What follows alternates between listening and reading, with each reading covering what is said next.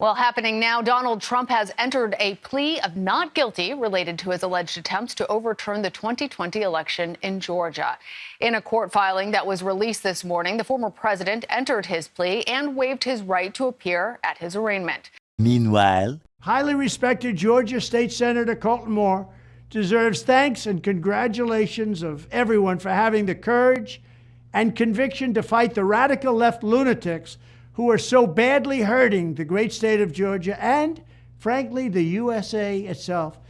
Failed DA Fani Willis, who has allowed Atlanta and Fulton County to become a record-setting murder and violent crime war zone with almost no retribution for those murderers, shockingly indicted your favorite president, me, for a perfect phone call.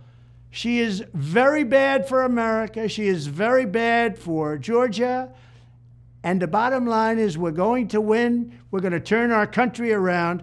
I want to thank the great people of Georgia for putting up with this crap.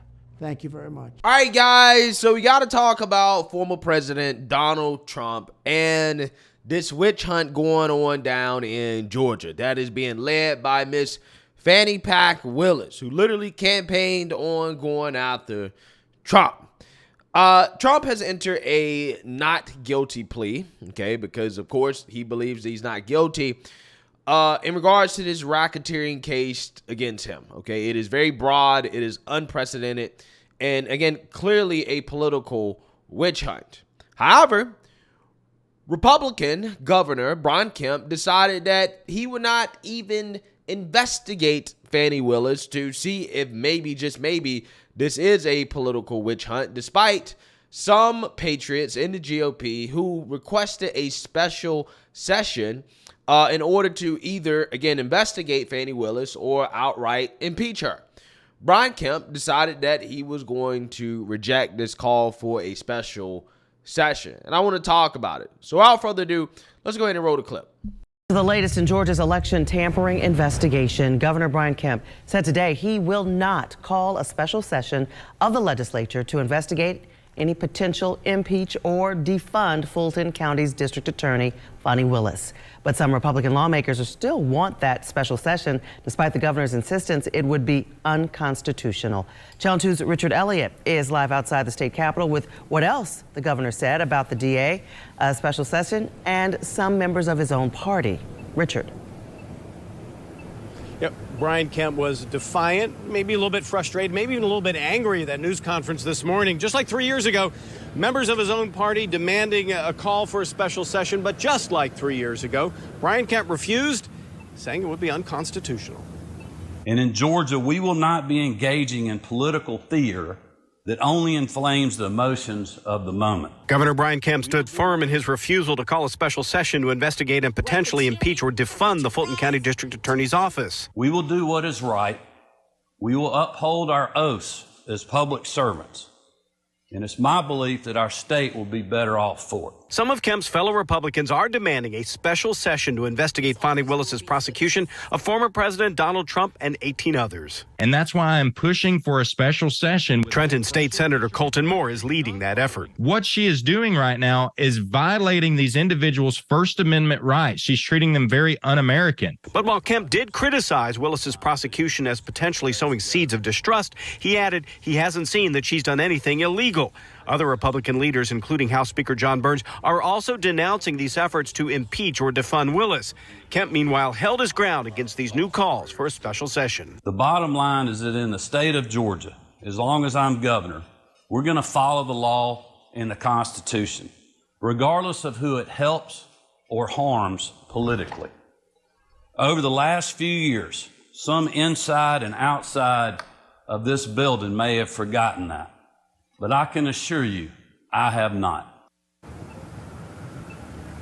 Those were remarkable statements by the governor this morning. Now, without the governor and without the Speaker of the House on board, any efforts to get a special session probably doomed to fail. We are live at the state capitol. Richard Elliott, Channel 2 Action News. Yeah, so you seen that, you heard that.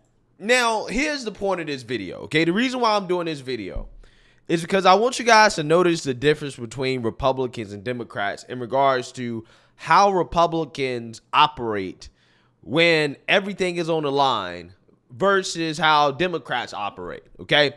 Republicans, once again, want to take the high road, okay? Brian Kemp, along with the Speaker of the House, claimed that this is unconstitutional, okay, because it may violate the separation of powers clause in the Georgia state constitution by going after one specific DA. This is what they claim, okay? This is what they say, and this is why they're not going to go along with it. However, in a situation like this, what do you guys think that the Democrats would do? Do you think that the Democrats would say, oh, well, it might be unconstitutional, so therefore we're not going to do it, right? We're not going to do it. Did they do that with the vaccine? No. Did they do that with the rent moratorium? No. Did they do that with the border? No. Did they do that with the lockdowns? No. Did they do that with student loan debt forgiveness? Nope. Democrats never ask questions about, is what we're doing constitutional? They just do it, and then they let the judges decide whether or not it's constitutional. Republicans, though, hey, we think this might not be constitutional, therefore we're not going to do it.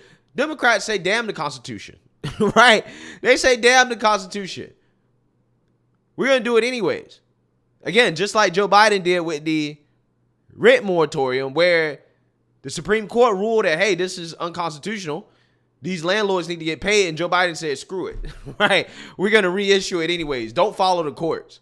How many times have we heard Joe Biden just straight up tell his folks, his people, don't follow the courts. Don't listen to the Supreme Court, right?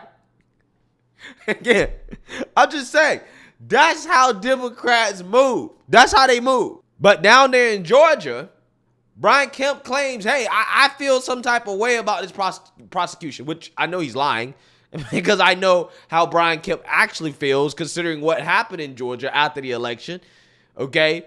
I know how he actually feels. He's happy. He's happy to see what's happening. I'm telling you, that I believe that he's happy to see it.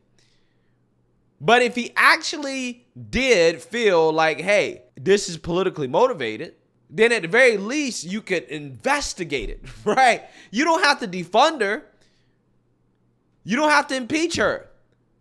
The bare minimum would be to, hey, let's open an investigation. Let's get some transparency around this, right? Republicans won't even do that because, hey, it might be unconstitutional, right? It might be. Again, this is, whether you agree with it or not, I'm not saying it's right, I'm not saying it's wrong. You can make an argument that this should just play out in court. Just let it play out in court. If this is corrupt and politically motivated, just let it play out in court, right? No big deal. Let the courts do their job. Believe in the rule of law, okay? If Trump is innocent, then he'll be found to be innocent, right? And Fani Willis and her prosecution, her team will be an embarrassment to the country, okay? Maybe that'll happen, okay? If that's what you believe, right? There's no reason for interference or to investigate, okay? Anything like that. I'm just presenting to you how Republicans roll versus how Democrats roll, because there's no doubt in my mind, considering, again, the political nature of going after the former president in and of itself, when they would never go after Hillary, okay, or Joe Biden the way they're going after Trump, tells you that if Democrats were in this same situation, they would say, screw it. We're going to call a special session, and at the very least, we're going to investigate. Hell, Democrats might go for the home run. They might just go for flat-out impeachment. Defund her. Republicans can't even do an investigation. Again, this is the difference. Right or wrong, whether you agree with Kemp, whether you disagree, whatever, don't matter. Republicans are just not operating on the same level as Democrats when it comes down to this type of stuff. Democrats they don't give a damn. And this is why they win, right? This is why they are accumulating power. This is why they're accumulating control. Because Republicans like to take the high road. Again, whether you agree with it or not, it's good if that's winning you votes, right? Now in Georgia, hey, Brian Kemp won, Okay, there's a Republican-controlled state legislature. So, hey, I guess you can argue in Georgia, it works for them in terms of them staying in power, right? Because I guess that's what the people voted for, right? If that's what you believe. Okay, I'm just saying. While it might be good for them at the state level, at the national level, this is a disaster. This is a constitutional crisis. This is clearly election interference. And at the very least, you should be investigating whether or not there is some collusion going on between Fani Willis and federal prosecutors and other prosecutors in other states, right? Are they colluding? That's at the very least what we should be investigating, because we're in unprecedented, uncharted territory. We need to make sure that these charges are not politically motivated. And if we can investigate and see that, okay, well, maybe she's colluding, maybe she is, maybe she's not, the American people need to know that, right? I'm just saying, you can investigate and still let the trial play out, right? Democrats, in my opinion, there's no doubt in my mind, if they were in the same position as Republicans are right now in Georgia, they would have at least done an investigation. No doubt in my mind.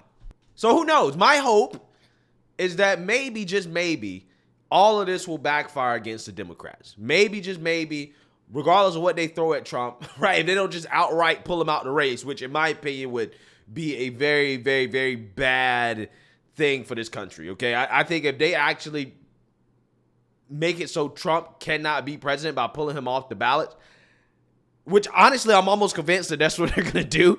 That's ultimately what they're going to do, especially because the general election polls are so tight. I don't think that they're going to let this man actually be president again. I really don't. But let's say they don't do that. Let's say they actually, keep him on the ballot. This all backfires. The American people see this as a farce. The man becomes president again.